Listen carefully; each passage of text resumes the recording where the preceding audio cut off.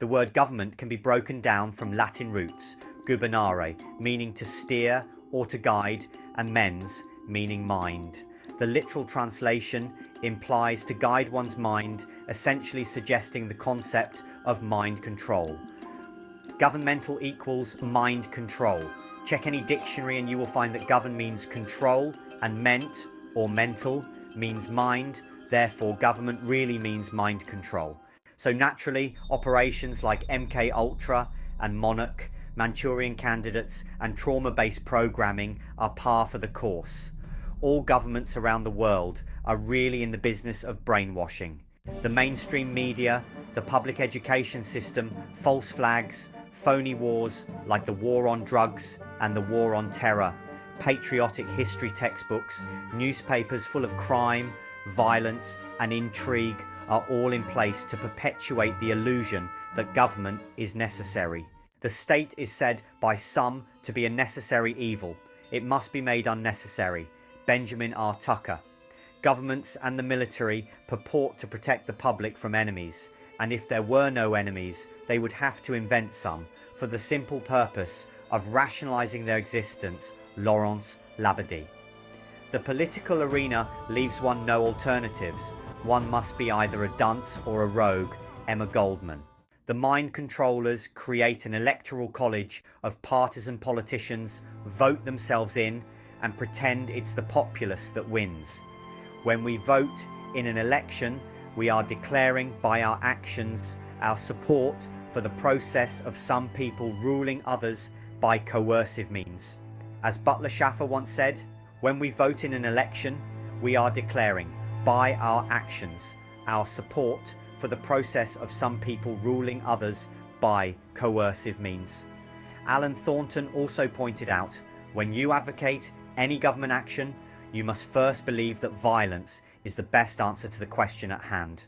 The mind controllers monopolize the use of force by creating legislation that exempts their machinations and condemns the population. They build the courts and write the laws, then hire judges to run them and police to enforce them. They create standardized punishments for cookie-cutter crimes, then force us to pay for the privilege of playing along. The mind controllers claim moral authority with their gavels and black gowns, justifying injustice with upside-down frowns. Leo Tolstoy once said, "Government is an association of men who do violence to the rest of us." Emma Goldman had a powerful critique as well. The most absurd apology for authority and law is that they serve to diminish crime. Aside from the fact that the state is itself the greatest criminal, breaking every written and natural law, stealing in the form of taxes, killing in the form of war and capital punishment, it has come to an absolute standstill in coping with crime. It has failed utterly to destroy or even minimize the horrible scourge of its own creation. Pierre-Joseph Proudhon added, "Laws. We know what they are and what they are worth. They are spider webs for the rich and mighty, steel chains for the poor and weak, fishing nets in the hands of government." Finally, many able writers have shown that the unjust institutions which work so much misery and suffering to the masses have their root in governments.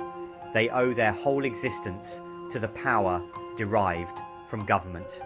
We cannot help but believe that were every law, every title deed, every court, and every police officer or soldier abolished tomorrow with one sweep, we would be better off than now. Anarchy is humanity's natural state. Just as government and control are synonymous, so too are anarchy and freedom. Anarchy is the freedom to exist without being ruled by a violent, coercive minority that steals taxes and controls the money, media, military, police, laws, courts, and education. Anarchism has but one infallible, unchangeable motto: freedom. Freedom to discover any truth. Freedom to develop, to live naturally and fully. Lucy Parsons. Anarchy is the true nature of all things. Monarchy, democracy, communism, all useless forms to control the human mind. monarchy, democracy, communism, all useless forms to control the human mind. But a mind cannot be controlled. It cannot be restrained. It has no boundaries. It has its will. Anarchy is the true nature of all things. Alex Batig. Will you and your government teach eagles to fly and tigers to hunt? Of course not. No one is so arrogant with nature, but you and your government want to tell me what to buy and how to live, and I am more complex than any eagle or tiger. Give me only the same respect you pay the badger and the blue jay, and leave me alone. After all, anarchy means nothing more than human ecology. Alan Thornton.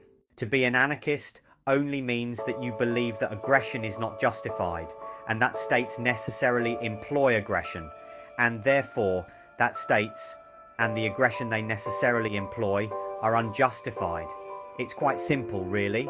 It's an ethical view, so no surprise it confuses utilitarians.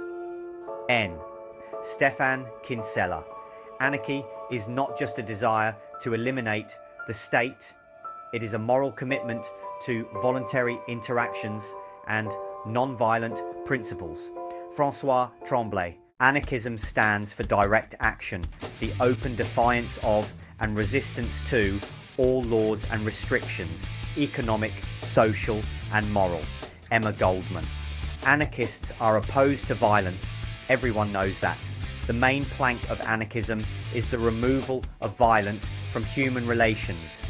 It is life based on freedom of the individual without the intervention of the gendarme. For this reason, we are the enemies of capitalism, which depends on the protection of the gendarme to oblige workers to allow themselves to be exploited or even to remain idle and go hungry when it is not in the interest of the bosses to exploit them.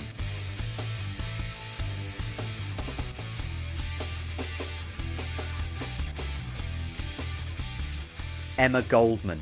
Anarchism aims to strip labour of its deadening, dulling aspect of its gloom and compulsion.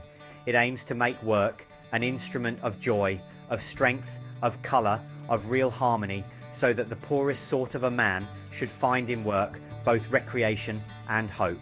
As Emma Goldman once said, anarchy is not chaos, but order without control, as David Leyson put it. And Anselm Bellegarrigue added, anarchy is order, whereas government is civil war.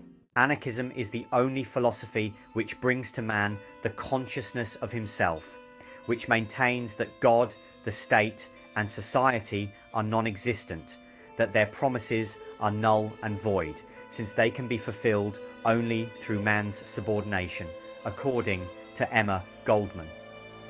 She also defined it as the philosophy of a new social order based on liberty unrestricted by man-made law, the theory that all forms of government rest on violence and are therefore wrong and harmful as well as unnecessary. Anarchy might be imaginary, meaning that we don't now and may never have a society without coercive rulers, but anarchism is a value set, like pacifism or Christian love or Buddhist empathy. It is not a description of the world, but a standard for judging situations within the world. B.K. Marcus. An anarchist is not necessarily a revolutionary, although it is more common than not that a person who has attempted to rid himself of exterior controls for the purpose of developing his own philosophy will find himself oppressed. The Anarchist Cookbook. I see anarchism as the theoretical ideal to which we are all gradually evolving to a point where everybody can tell the truth to everybody else and nobody can get punished for it. There can be no such thing as limited government because there is no way to control an entity that in principle enjoys a monopoly of power. Joseph Sobran. I do not think we will see a stateless society in my lifetime, but I am sure we will not see a state that conforms to the minarchist's ideals. The closer we get, the better, but I see no reason not to aspire for the best government as Thoreau imagined it. None at all.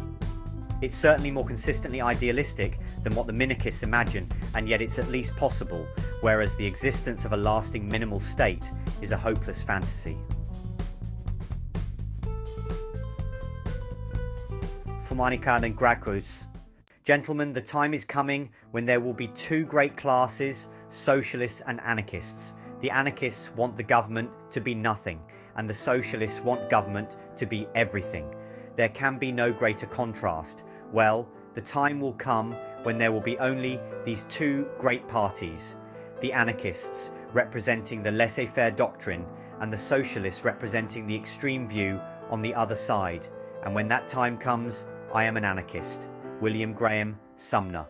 I believe that all government is evil, and that trying to improve it is largely a waste of time. H.L. I've concluded that genius is as common as dirt. We suppress our genius only because we haven't yet figured out how to manage a population of educated men and women. The solution, I think, is simple and glorious. Let them manage themselves. John Taylor Gatto. Anarchists know that a long period of education must precede any great fundamental change in society. Hence, they do not believe in vote begging nor political campaigns, but rather in the development of self-thinking individuals. Lucy Parsons. We anarchists do not want to emancipate the people. We want the people to emancipate themselves. Enrico Malatesta. The internet is the first thing that humanity has built that humanity doesn't understand. The largest experiment in anarchy that we have ever had. Eric Schmidt.